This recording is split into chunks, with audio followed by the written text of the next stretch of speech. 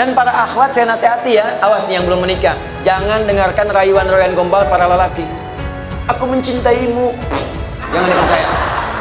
Katakan padanya, buktikan cintamu dengan menuliskan namaku di buku nikah kita. Catat. Itu punya BPKB. Apa itu BPKB? Buku pernikahan kita berdua.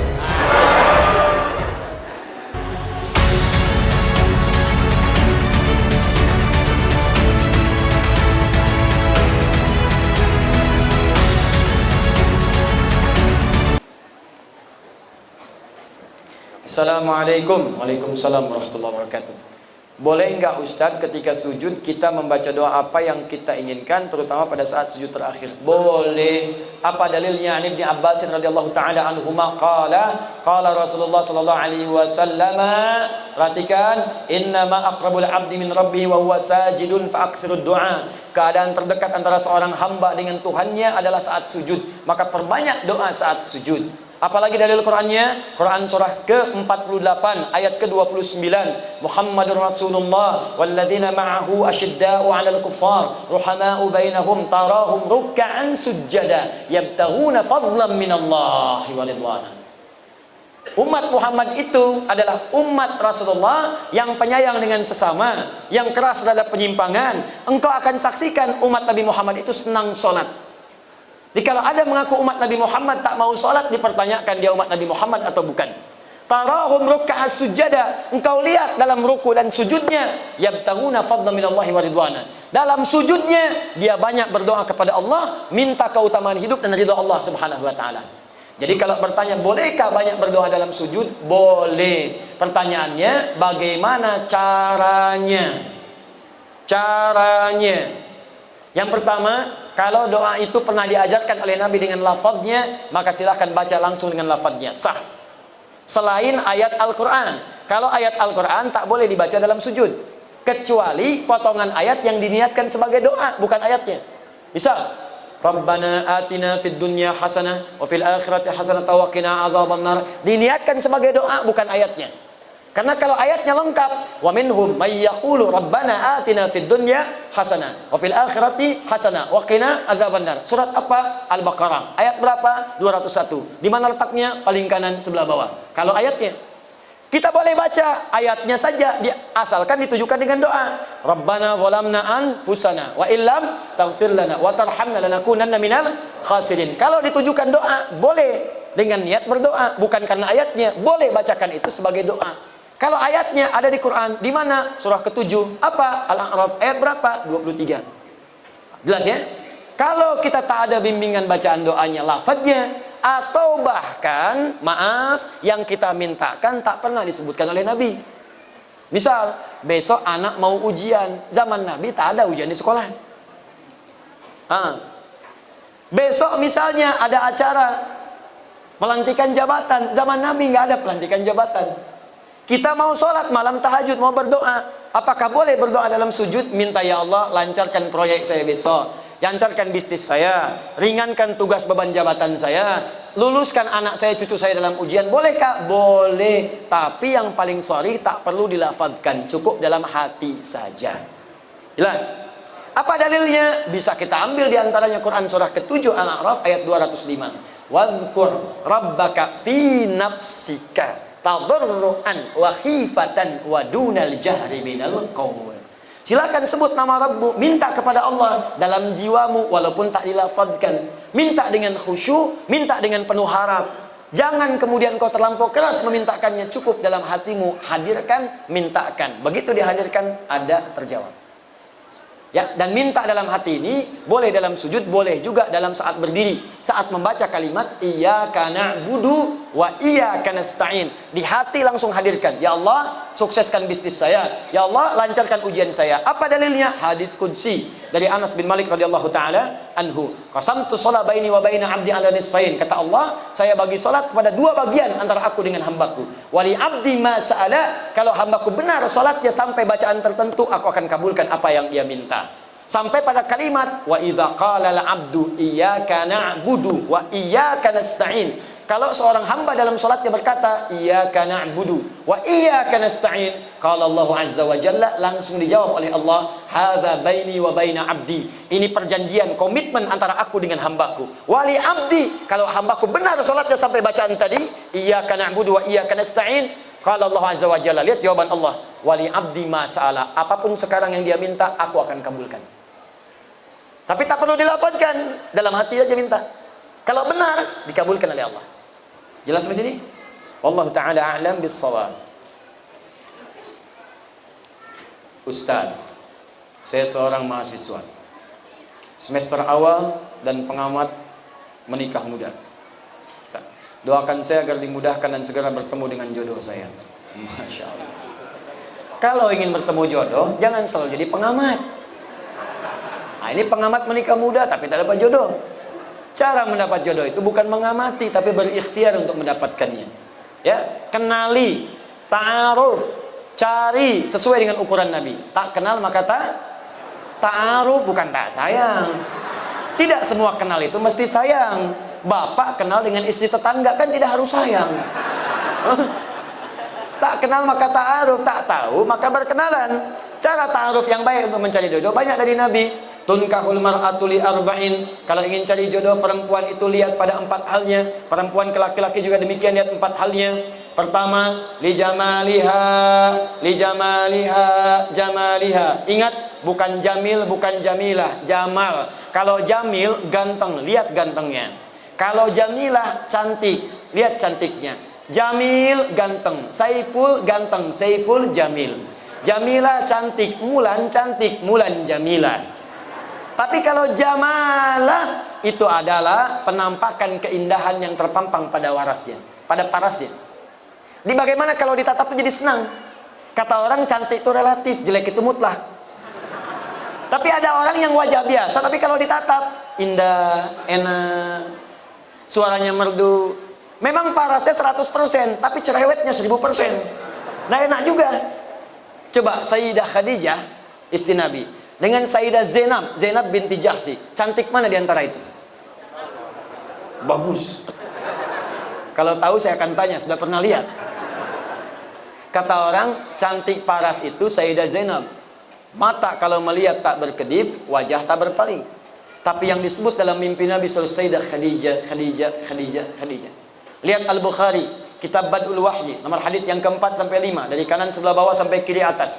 Nabi pernah turun dari Gua Hira, belum ada wahyu setelah periode Iqra. Di tengah jalan siang-siang tiba-tiba ada suara, Muhammad, Muhammad, Muhammad. Tengok kanan kiri kosong, depan belakang tak ada orang. Tengok atas ada sosok seperti duduk bainas sama'i wal ardi memanggil Muhammad, Muhammad. Bapaklah keluar dari dangung-dangung ini. Siang-siang kosong tak ada orang. Begitu keluar, tak ada orang, kanan kiri kosong, depan belakang kosong. Tiba-tiba ada panggilan. Nengok atas jubah putih rambut gondrong. Jubah putih rambut gondrong sambil begini, Pak. Kira-kira apa yang dilakukan? Kata Nabi, faru'ibtu minhu, saya pergi meninggalkan tempat itu dengan cepat dengan keadaan takut. Tapi yang dahsyat, datang pulang sampai rumah bertemu dengan Sayyidah Khadijah. Begitu dibuka melihat wajah Sayyidah Khadijah, hilang setengah ketakutannya.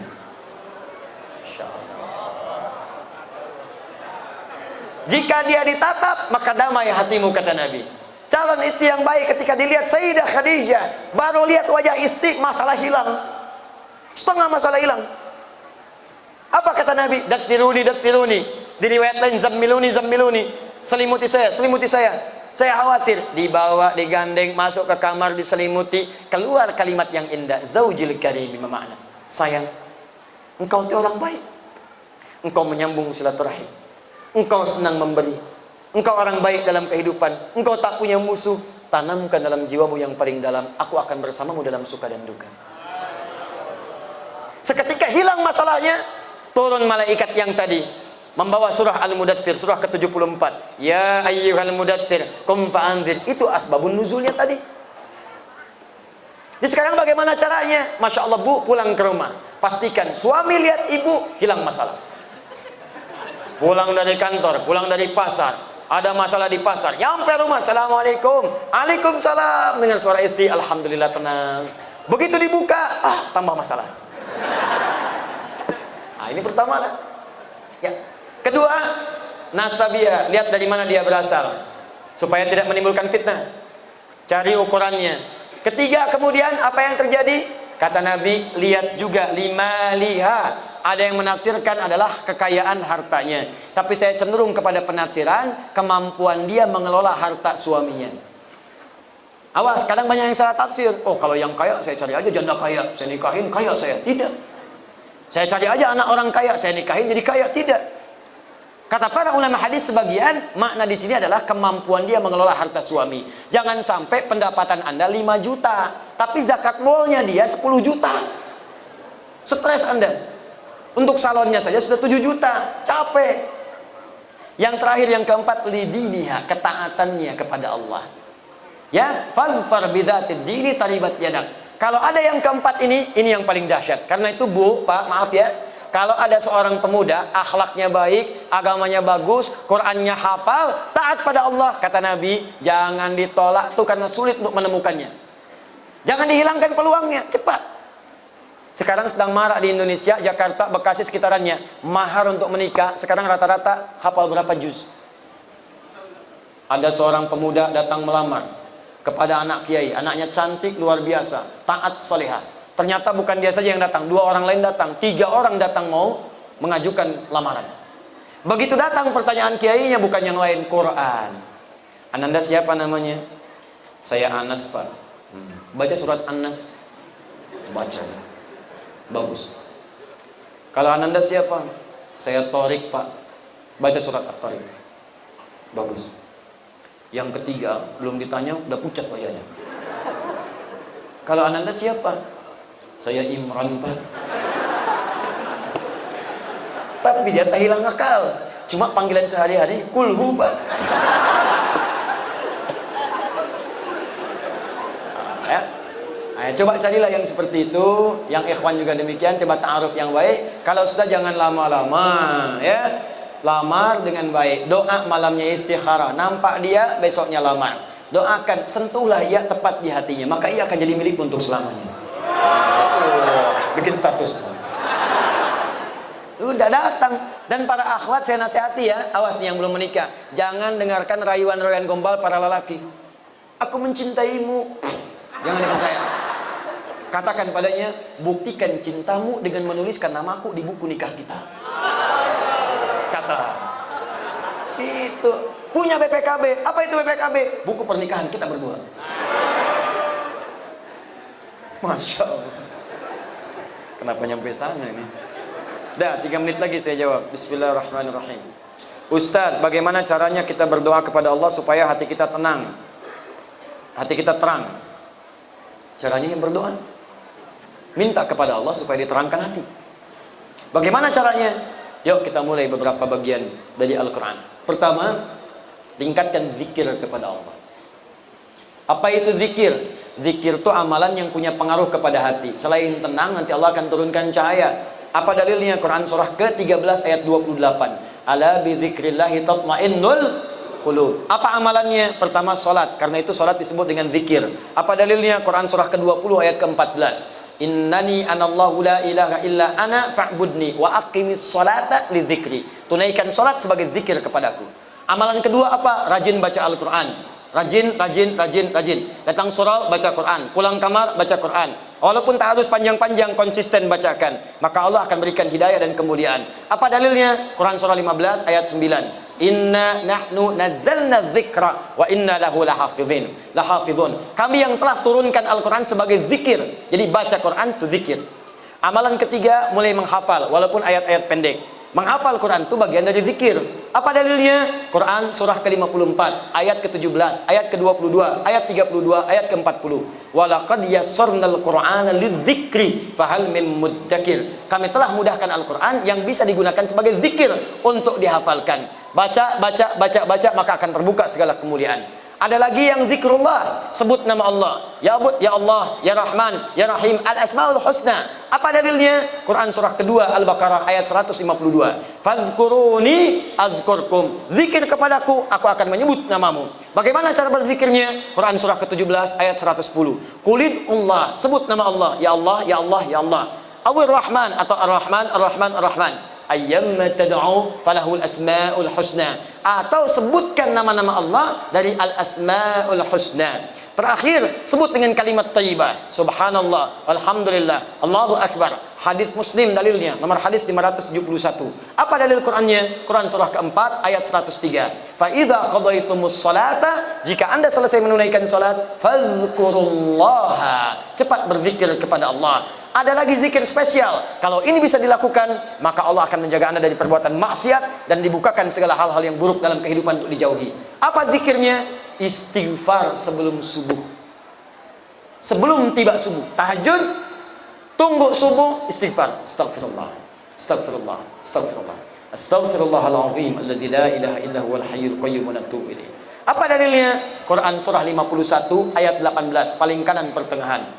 Wabil ashari hum yastaghfirun. Wallahu ta'ala alam bissawab.